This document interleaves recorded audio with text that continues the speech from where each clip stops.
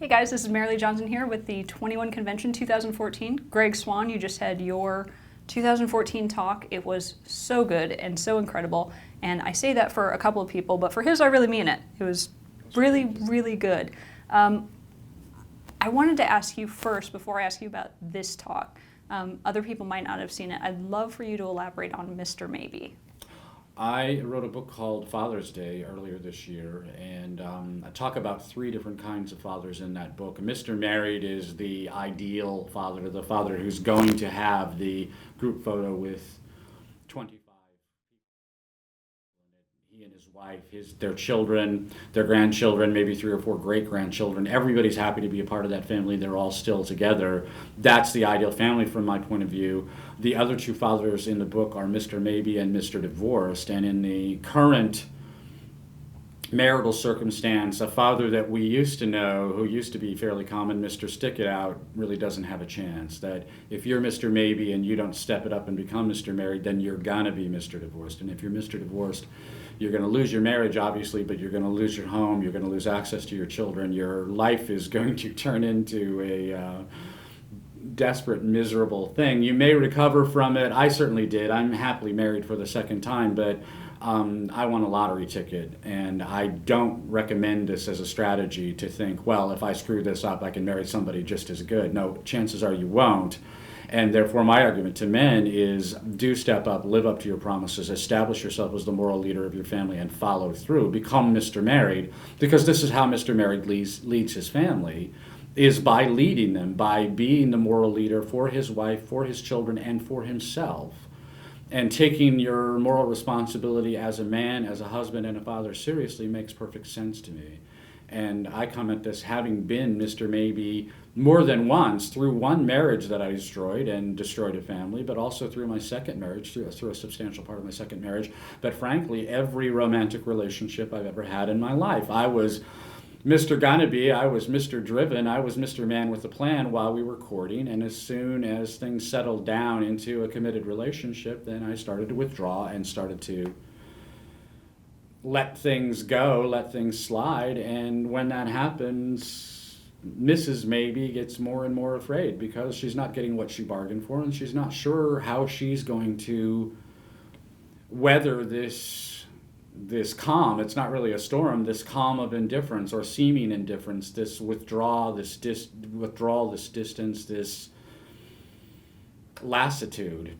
And my attitude is, if you don't want your marriage to be screwed up, and I said this to a whole bunch of guys, young guys who haven't yet married, guys who are married now, guys who have been through divorce and are contemplating what they're going to do the next time through, if you don't want it to be screwed up, live up to the guy you were when you were courting. Just follow through. And when you were talking about being a moral leader, you're not talking about living up to religious ideals. Not necessarily. If you are religious, I don't object to that. I don't tell people what to think or what to do or how to choose. I was talking to Jolly about this. I don't know if I should mention him or not, but the photographer for the 21 convention is a Sikh by tradition and by preference, but not necessarily by religious belief. But he admires the Sikh philosophy and he upholds it to the extent that it makes sense to him.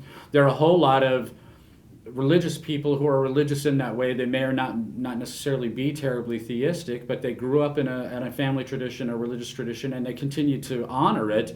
Having a serious, committed moral philosophy of any nature is preferable to not having one, or to being haphazard, catch as catch can, or making excuses for your moral failures. I really don't care what your moral philosophy is. I care about how serious you are about it. I don't care what you believe. I care what you choose to do. And if your behavior is exemplary, then it doesn't matter how you got there. If you behave well, if you behave admirably, then I admire you, and I admire the choices you're making, and I admire the standards you're living up to. That's such a hard thing, because I know that you're an atheist by choice, but you don't present that to anyone, you don't try and convert anyone. And I don't argue with people about it either. The obnoxious atheist is just another kind of religious zealot as far as I'm concerned. I do not care for that behavior. I think that's bad behavior. I would never presume to tell somebody else what to think because, frankly, I'm not going to bear the consequences of your choices. You're going to choose for whatever reason you choose. Whatever choice you make is fine with me because I'm not going to suffer the consequences one way or another, but I'm certainly not going to take responsibility for the choice. You're not going to blame me for the choice you made. You can blame God, or you can blame your parents, or you can blame your wife. You can blame anybody you want, but you're not going to blame me because I'm never going to tell you what to do. I'll tell you what I think, I'll tell you what I do, and I will defend my positions.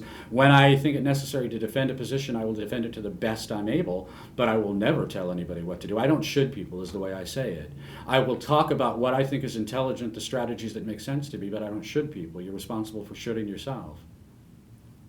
It's just so refreshing to hear something like that where somebody doesn't come from a stance of this is what I believe and then this is what's right and this is the only thing that's right. Right. You're wrong, I'm right, and that's the way it is. I don't believe that, and I certainly don't let anybody say that to me. And in the book Shiley's Delight, which I talked about in my talk today, I didn't really talk so much about the book as compared with the content of the book.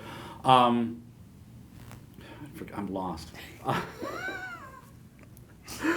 I spoke for an hour and it wears me out. This is Doug McGuff was talking about what happens to your brain under stress, and so you should watch that video. Oh, it's going to be. When I watch that video, I will tell you, since you mentioned this, that my strategy in giving my talk today, in addition to everything else I was doing, was that I was mentioning every other speech that I thought was worthwhile because I think they're worthwhile and because I think you should see them, but also because I want my video to be processed first. And by mentioning all these other speeches, that I can build interest in all these other speeches, and hopefully I'll get my video produced first.